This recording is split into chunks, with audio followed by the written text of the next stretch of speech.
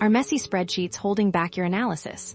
Let's dive into Excel and conquer those duplicate entries, column by column. First, we'll focus on identifying duplicates within a single column. Select the entire column you want to check by clicking on its header letter. Now, navigate to the Home tab on your Excel ribbon, look for Conditional Formatting, and click on it. In the drop-down menu, hover over Highlight Cells Rules and then select Duplicate Values. This brings up a small window. Ensure Duplicate is selected and choose a highlighting color like red that stands out, then click OK.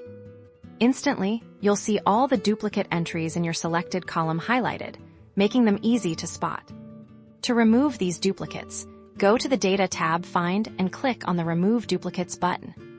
In the Remove Duplicates window, make sure only the column you just highlighted is selected. If other columns are checked, uncheck them to focus solely on duplicates within our chosen column.